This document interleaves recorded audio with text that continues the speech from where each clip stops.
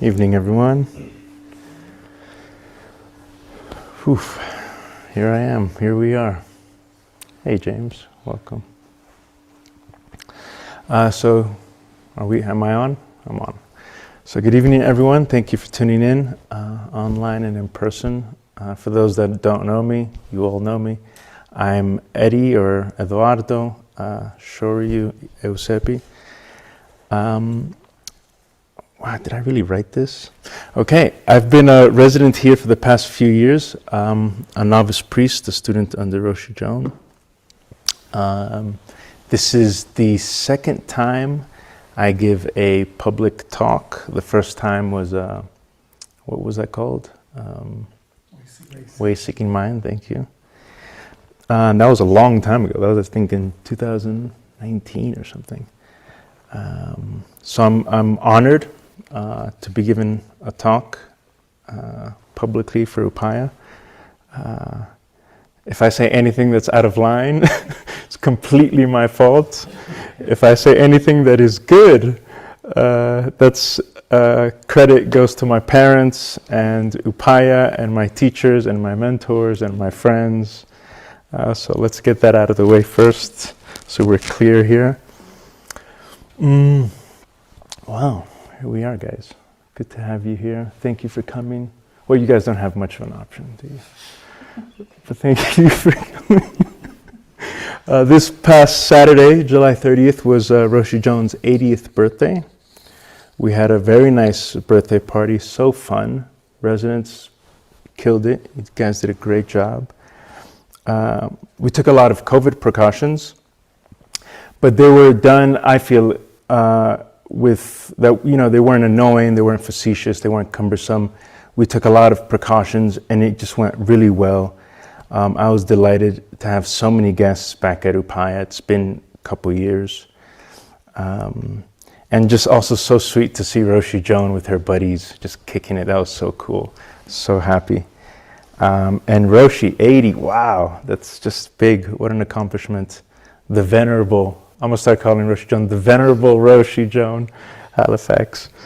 It was beautiful just to see all her friends come and talk about their love for her and their friendship that they've cultivated over the years. It's really there that I saw this, something we say often, but sometimes maybe we don't understand, this Kalyana Mitra, this spiritual friendship, that the whole of the holy life is through spiritual friendship. And so, thank you for that. I didn't get a chance to shout out my love to Roshi during the ceremony, so I'm going to do that now. So, I'll start off by saying that I am so grateful to Roshi Joan and her work. Everything we see here is because of Roshi Joan. Now, all of us could come here and practice this very unusual path for Westerners because of Roshi Joan, and especially for us that are a little more inclined towards social engagement. To my knowledge, this is the only place that does this in the way that we do it. And so I am so grateful to Roshi. She allowed someone like me, working class person from immigrant parents, to dedicate their life to this path. Right, very unusual path, very beautiful path, so I'm so grateful to Roshi. I'm going to try not to cry. Okay, I'll leave it there because I'm getting emotional. So thank you so much, Roshi Joan. Thank you so much. Now, I love to do this. It's in the spirit of Roshi Joan's friend, Sensei Kazuaki Tanahashi. Today, it is August 3rd. 5:51 p.m. We're in Santa Fe, New Mexico. It's about 80 degrees, I'd say. Partly cloudy, chance of thunderstorms. We are in the Dokenji Temple, the Circle of the Way Temple. For those that don't see online, there's about 3, 6, 8, 10, 11, about 14 people in the Zendo. And for those that know me, I'm kind of like a history buff. I love history. And August 3rd is a very interesting day. August 3rd, 1914 is when France and Germany declare war with one another, officially making this little conflict that started in Serbia with Austria-Hungary to become a full-blown world war. 9 million people died, right, in this war. Lasted about 4 years. The pandemic, the Spanish flu hit. We're still in are we still in the pandemic? I think we're still in the pandemic. Let's say that we are. And the borders got defined to the way that they are now.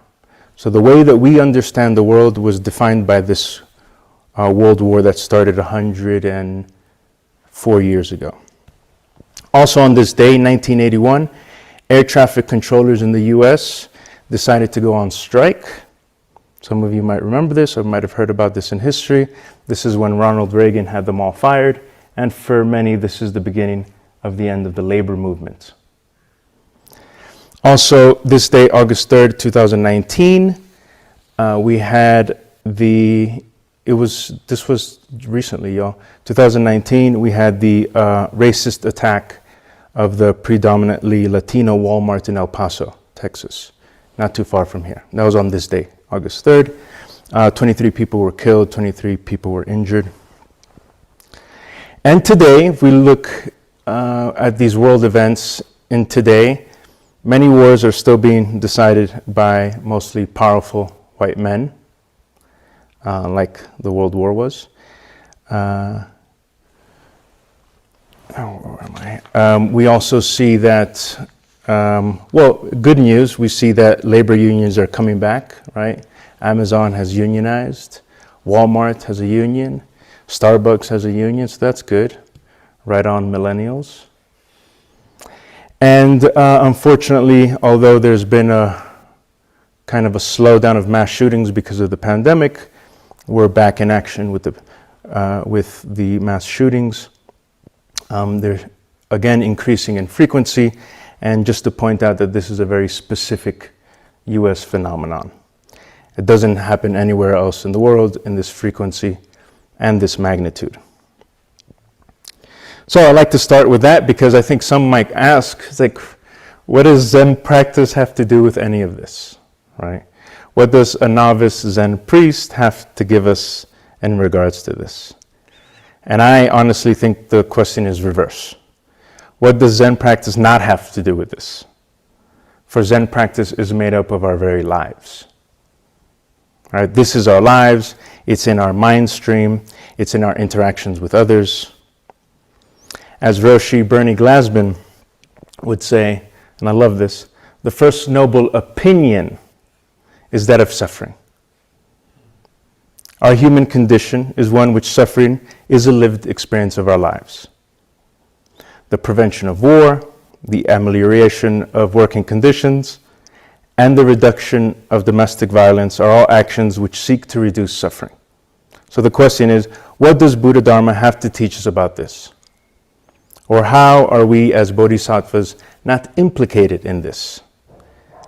This is our lives, these are our communities.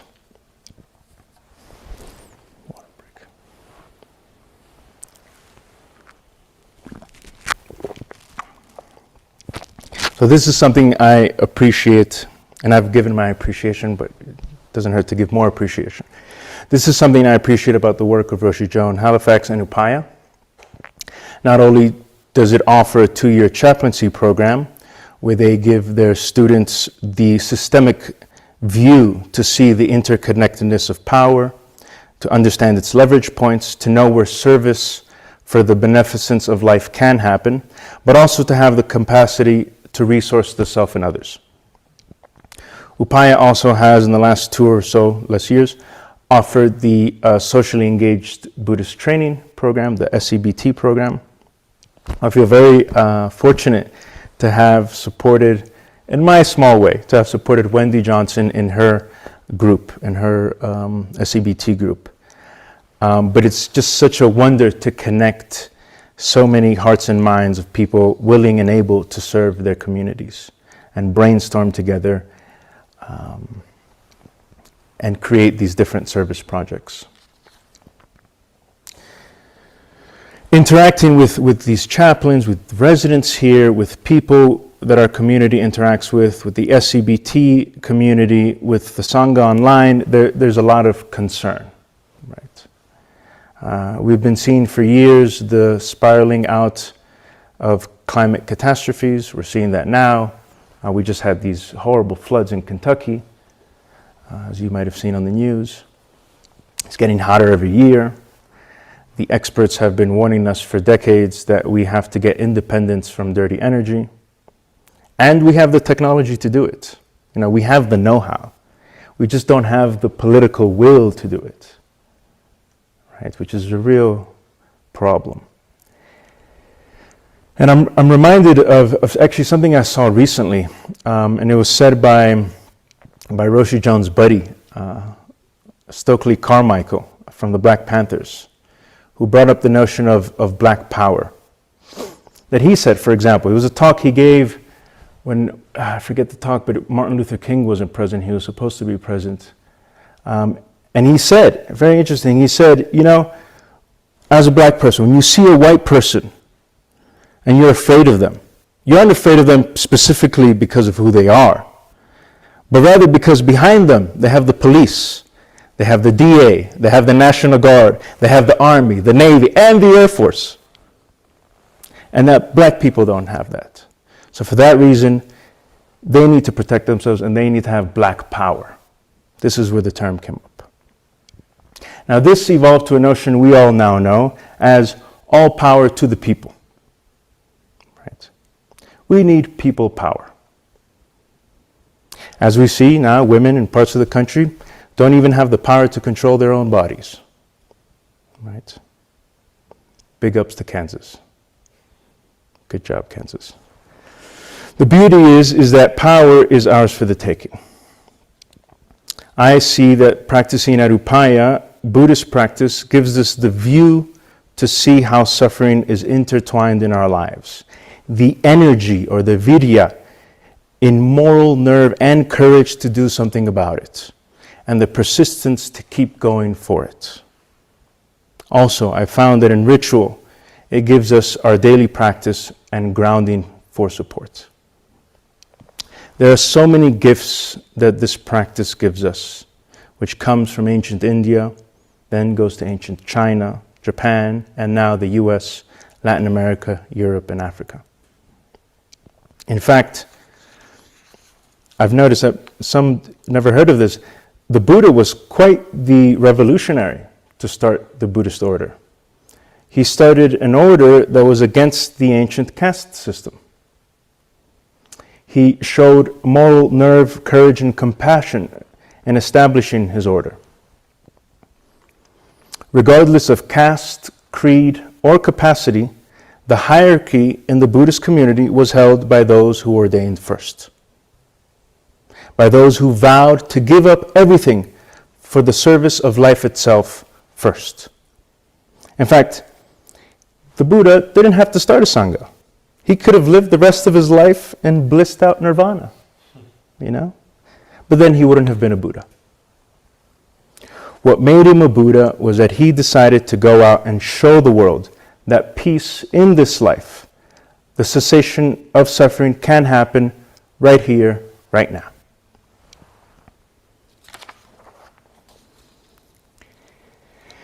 Now, the Buddha wasn't perfect, believe it or not. He's still a human being, right?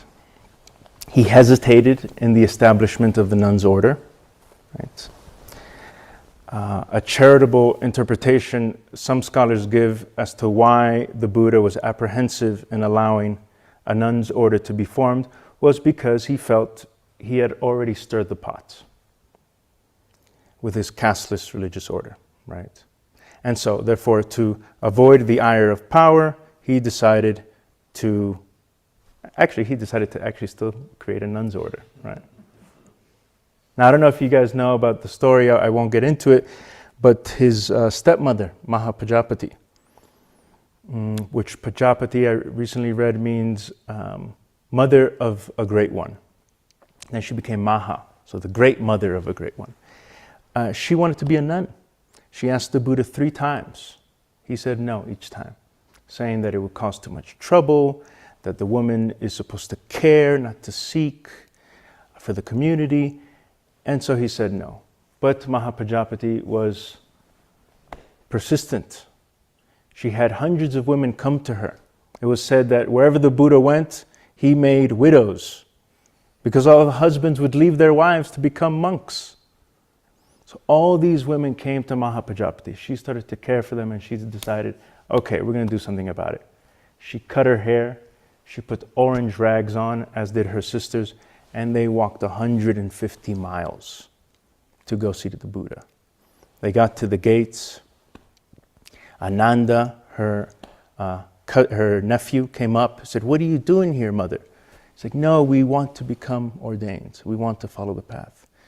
Ananda went to the Buddha. The Buddha said no, gave the same reasons. And Ananda said, "Hold on, Buddha.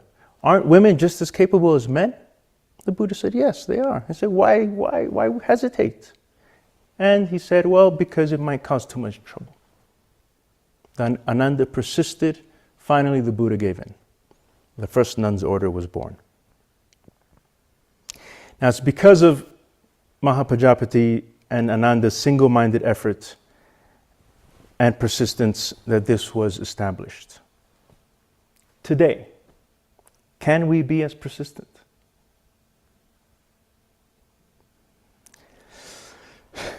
To be bodhisattvas today, I believe we must fully dedicate our lives to change the way our communities and society are structured in order to alleviate suffering. Given the state of the world today, anything else would miss the mark. And we could do this through beneficent action. Like the Buddha did in starting his Sangha, like the Black Panthers did in offering 20,000 meals a week to black children in 1969. This is what this historic epoch is asking of us. Now, for those that were in the SCBT program, you might remember the first talk that was given by Joanna Macy. She said something I'll never forget. Specifically, two things. One is that there is an infinitesimally long queue of bodhisattvas waiting to be reborn on this planet at this time, because it is such a sacred and holy time. Why, you might ask? Well, because in this generation, one of two monumental things will happen. We decide which way it goes. Either we make a major shift where people power does take the reins of decision making, where we have major shifts in the use of energy from carbon to safe alternatives, to real on-the-ground democracy in our workplaces and mutual aid in our communities, or we don't. Where we continue burning fossil fuels the way that we have, where multinationals continue to have considerable influence in our daily lives, not in our best interest, where wars and the threat of nuclear Armageddon continue to cast its shadow over our lives. Whichever way it goes, it is sacred. Either because we will be the change and witness the change of a new historic human epoch, or because we are here to witness the end of it. Whichever way it goes in this generation, it is a blessing to witness it. What are you willing to do?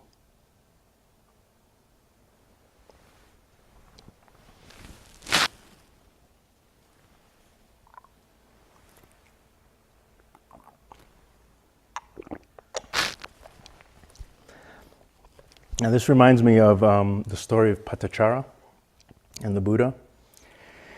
It is one of my favorite stories. I often cry when I recount it. I hope I don't today.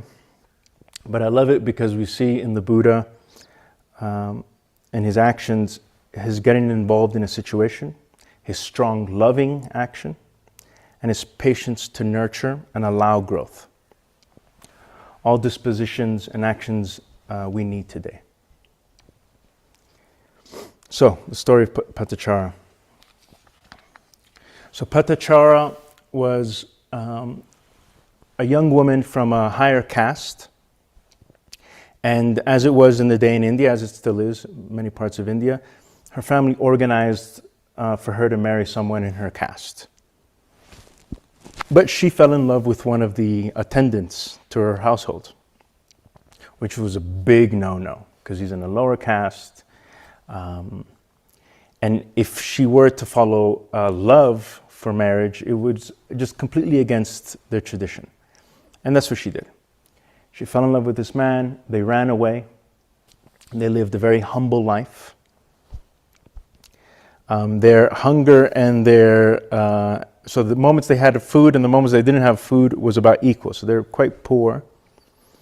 She had a child. She wanted to go back to visit her family with her child. Her husband kind of didn't want to do that. He was scared.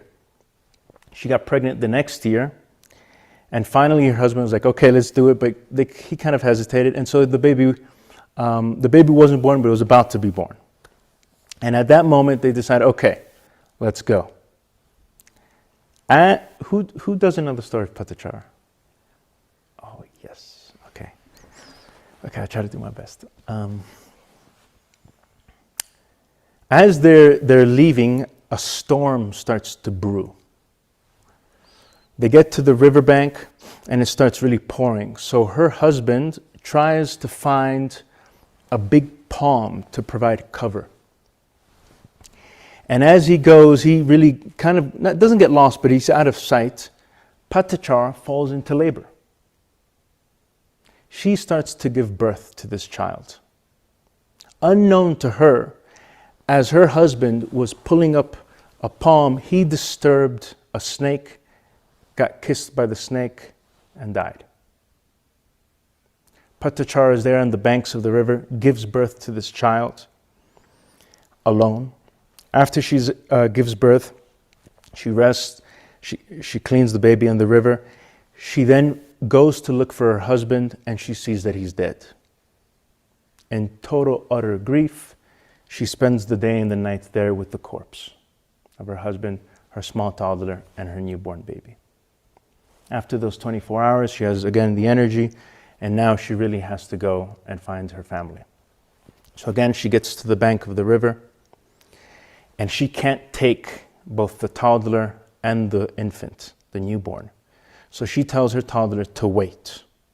She takes her newborn with her, she crosses the strong river, she makes it to the other side.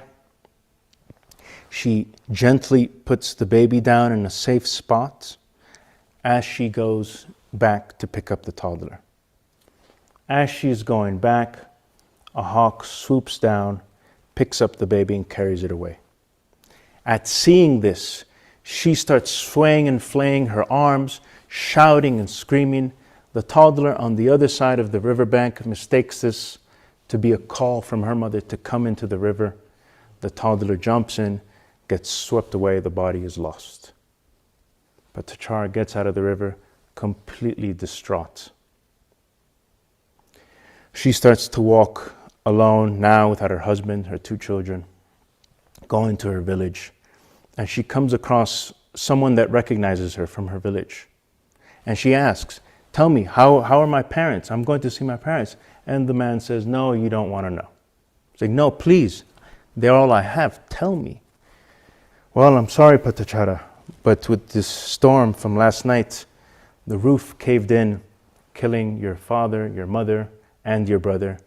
Their bodies are burning on the fire as we speak.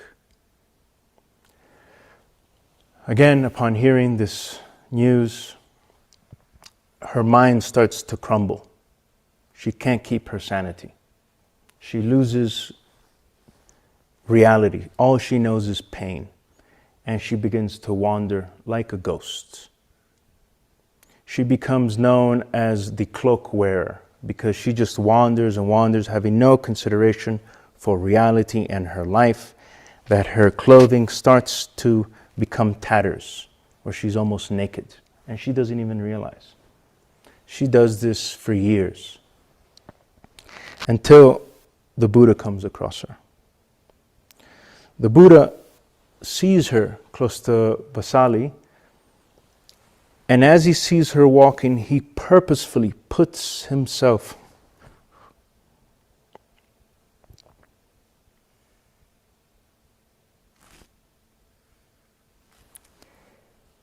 I don't know why I get emotional with this.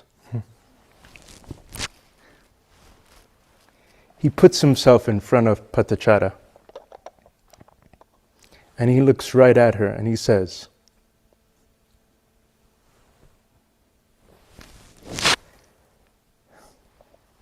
excuse me. Okay. He says, "Sister, awaken from your slumbers." At saying this, Patachara gets a moment of lucidity. She realizes that she's naked. Another monk gets his outer robes, tosses it over her to cover herself. And at this, she starts weeping. She starts recounting to the Buddha, crying about her losses. And the Buddha says, "It's okay. This is life. This is existence. Everything comes and goes. Everything is passing." At this, she's able to have the ability to start receiving the teachings from the Buddha. She becomes a nun. She becomes a great nun. She becomes awakened. She then helps hundreds of others of nuns to be awakened as well. Yeah. So that's the story of Patachara. Excuse me, I got a little emotional.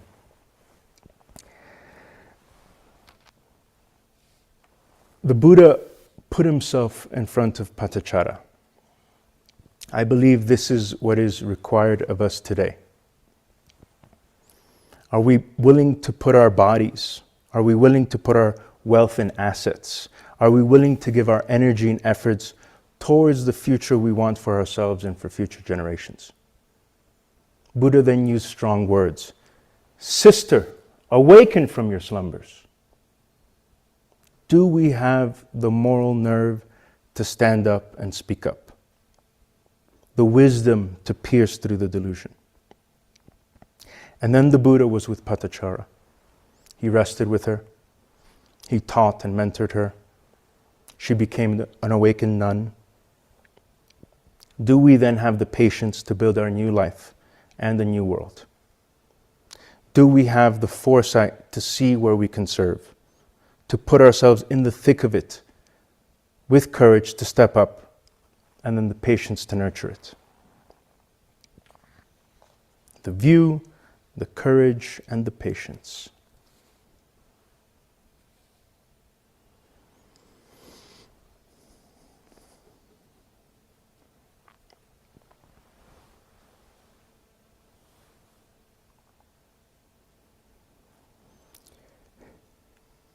The doom that's on the horizon arises from the poisons of the mind: greed, anger, hatred, delusion. And they're manifested in the structures of our society. Looking at my life and those of the many I care for, I see that indignation, apathy, depression, and burnout are our common struggles. One reason I came to Upaya was as a result of having to regroup both morally and psychically from the crackdown of the 2017 G20 protests in Hamburg, Germany. It's said that the history of social struggle for the commons is a history of defeat. And in our Zen practice, we say that practice is one of continuous mistake. I think we could learn a lot from that as activists. This term in Japanese, given to us by our founding patriarch, Eihei Dogen. I don't know if, can we see him from there? No? Oh, okay. He's a bald guy.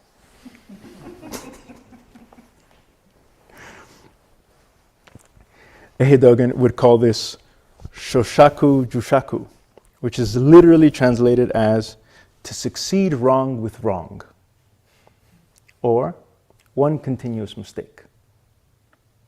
As Suzuki Roshi said in Zen Mind, Beginner's Mind, quote, according to Dogen, one continuous mistake can also be Zen. A Zen master's life could be said to be so many years of Shoshaku Jushaku. This means so many years of single-minded effort. End quote.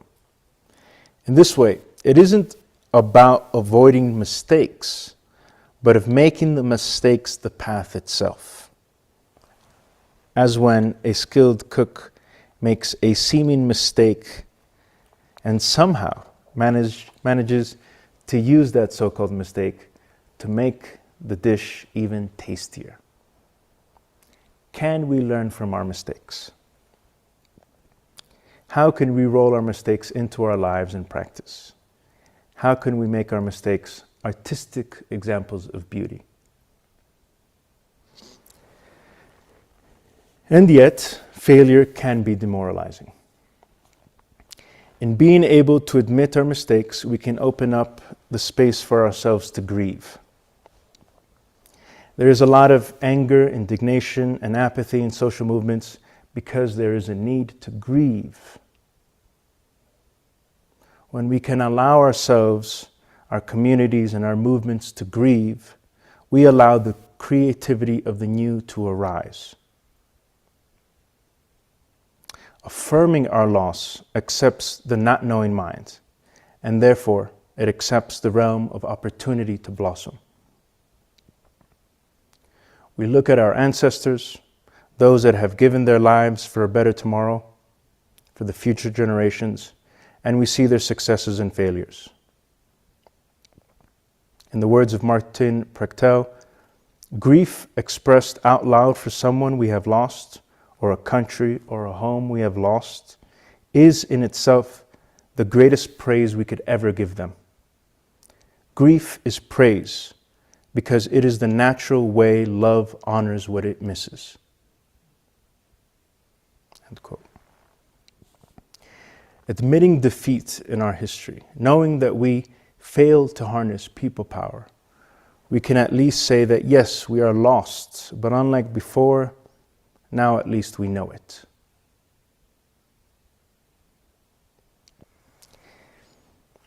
Here at Upaya, I have found ritual as a medium to grieve, but also as a resource.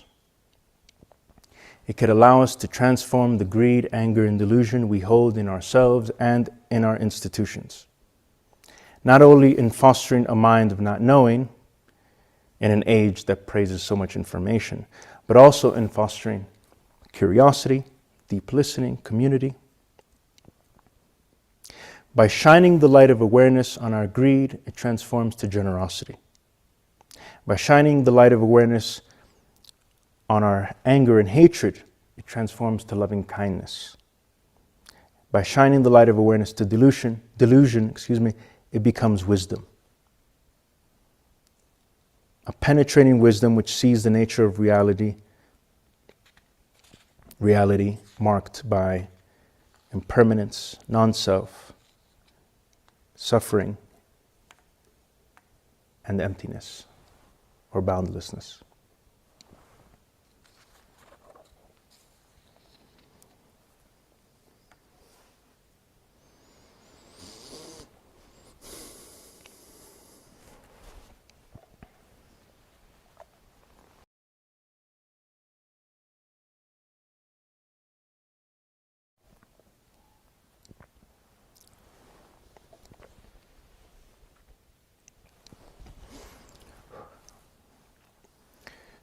The scarcity of material resources has led neoliberal capitalism to find innovative ways to extract value from consumers by converting us as consumers into producers. It has found an unlimited resource of material in our values and emotions. Even Zen practice itself has become commodified.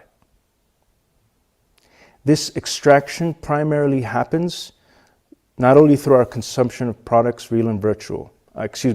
This extraction primarily happens through our consumption of products, real and virtual.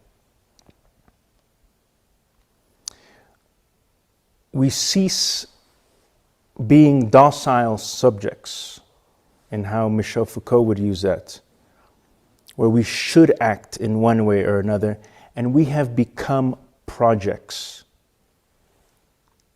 We are exploited by the activities of our very own egos.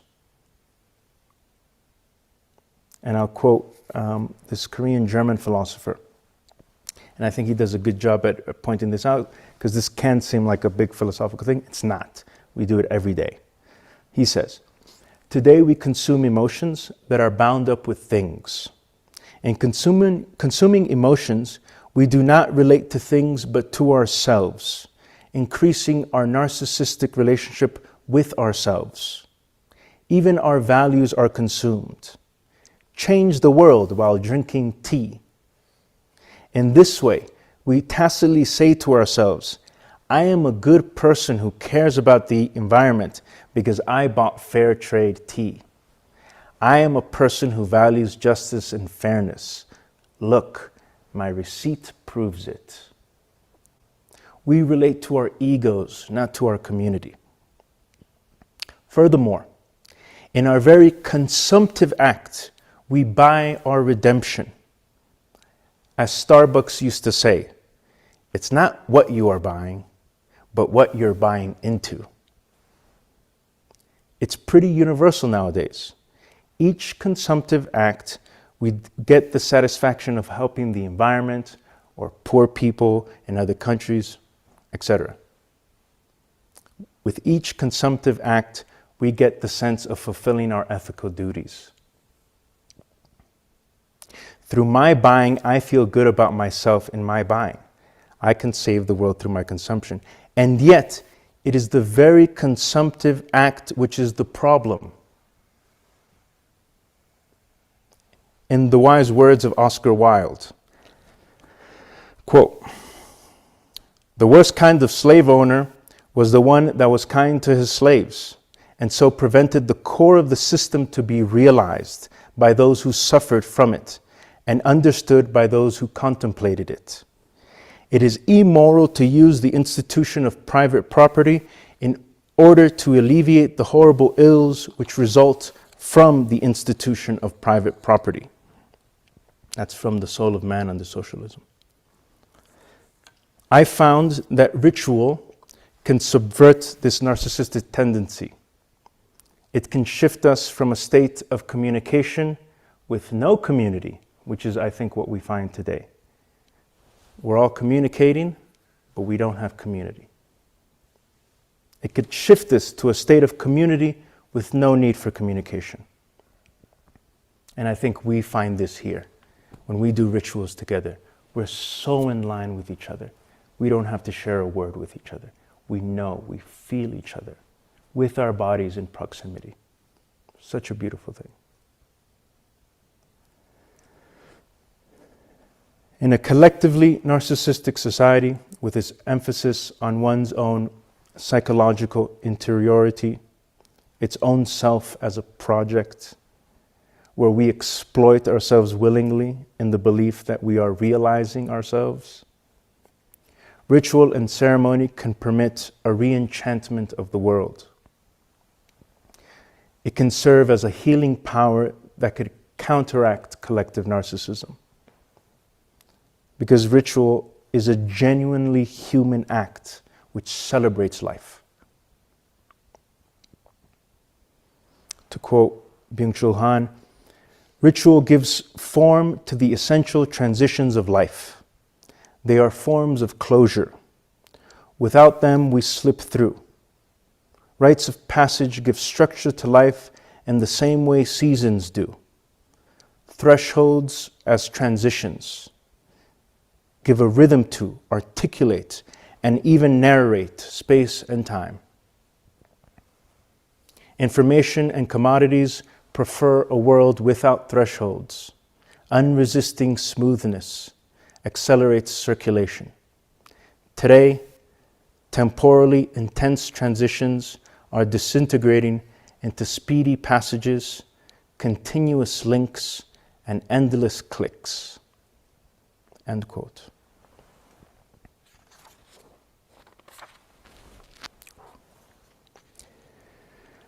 As a person who was uneasy around ritual when I first got to Upaya, I have found the preciousness of each passing moment, the beauty of the team syncing together as a whole, moving seamlessly with no mind.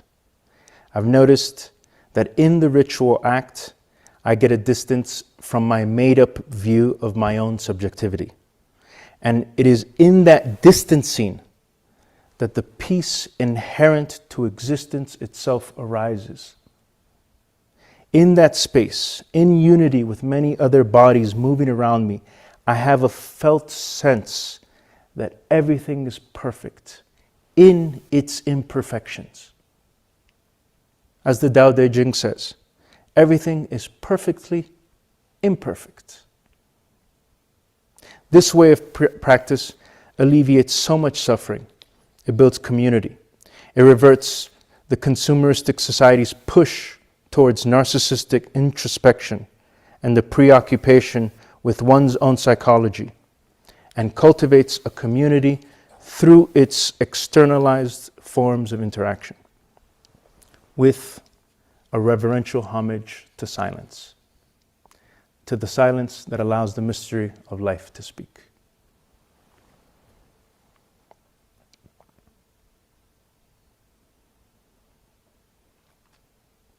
So I have 1 minute. In conclusion, I'll give a conclusion. I worked on it. We live in a historically sacred time, either because we're here to witness and participate in its fundamental change, or because we are here to witness its end. Our practice with our community can give us the view, the energy, the patience, and activity to stand up and act towards what is necessary. It can allow us to own up to our failings and grieve, to use community and ritual to provide the healing balm we need.